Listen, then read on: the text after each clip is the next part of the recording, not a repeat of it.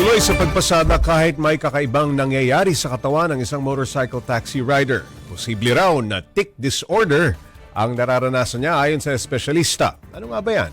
Para bigyan ng mukhang balita, Mobile Journal Francis Rivera. Empleyado sa umaga at MC taxi riders sa gabi. Ito ang karaniwang araw para kay Glenn Absalon. Pero kapansin-pansin ang madalas na paglingon sa kaliwa ni Glenn. Kwento niya, tila naging normal na rin ito sa kanya. Hindi niya raw namamalayan ang paggalaw ng katawan. Pag naka-helmet ako, kusa ako lingayin sa kaliwa.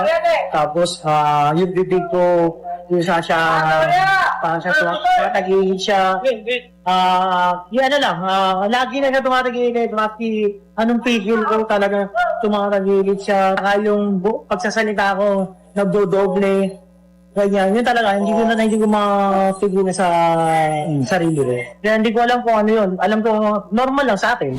Sa kabila nito, paglilinaw naman niya, wala raw dapat ikabahala. Maingat daw siyang magmaneho.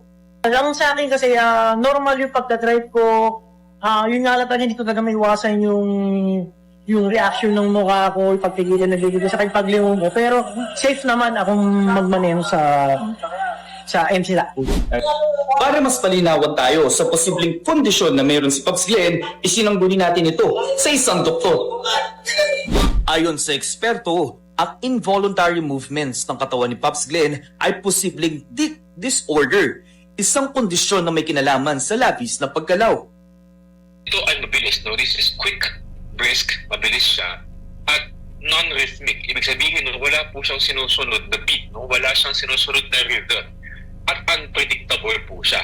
Wala siyang pattern na laging every 5 seconds lumalabas yung movement niya. No, iba-iba po siya. May time na mas matagal yung agwat, may time na sunod-sunod siya. Pero kung ano ang pinagmulan ng tic disorder, hindi pa rin daw tiyak. Hindi mo talaga exactly ma-pinpoint. Pero ang sabi na mga pag-aaral, kumbaga multifactorial siya. Isang example po din genetic. Pero mas nangingibabaw madalas yung mga psychiatric symptoms na kasabay nito like ADHD, OCD, anxiety, at yung mga iba, yung mga medyo sa mga mas bata, mga ilan sa kanila ay meron pong autism spectrum disorder. Sabi ni Doc, may mga available na therapy at gamutan para rito. Kaya huwag daw mahiya o matakot magpa-check up. Meron naman kasing paraan para gamutin yan. Meron tayong mga gamot na pwedeng ibigay para mabawasan yung mga movement. Madalas kasi ang takot nadadala tayo nun kapag hindi natin lubos na naiintindihan yung nangyayari. Importante is kailangan po natin magpatingin. Magpatingin po tayo sa doktor, sa mga espesyalista para mabigyan po natin ng nararapat na treatment kasi ito naman po ay kayang kontrolin. Huwag natin baliwalain kung anumang karamdaman ang ating nararamdaman. Maganda pa rin ang regular na pagpapakonsulta sa doktor. Mga kapatid, Mobile Journal Francis Rivera po, katid, ang mukha ng balita. Pag-usapan pa natin ang tic disorder kasama si Mobile Journal Francis Rivera. Kay Francis, paano ba nakakilala itong si Pops Glenn? O nga, ang Papsi, ang nakakatuwa nga kasi nag-book talaga MC Taxi. Siya yung naging rider ko. At yun nga, habang bumabaybay kami, parang napapansin ko nga yung paggalaw ng kanyang ulo.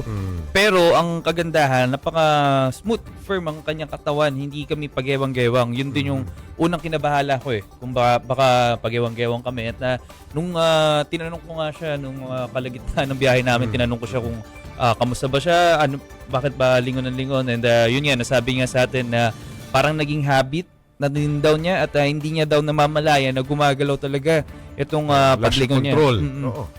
Francis, gaano nakatagal siyang MC taxi rider at matagal na raw ba siyang nakakaranas ng ganitong involuntary movement sa kanyang katawan? Yes, Pops J. Actually, interesting daw yung case nitong si Pops Glenn. Ayon dun kay Doc na nakausap natin. Dahil usually yung mga symptoms ng tic disorder madalas lumalabas pag bata.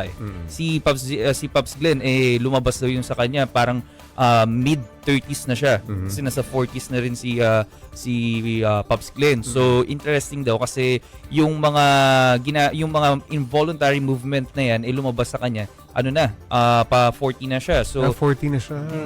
And yun nga, ilang taon na rin kasi siya sa MC Taxi pero matagal na siyang nagmomotor.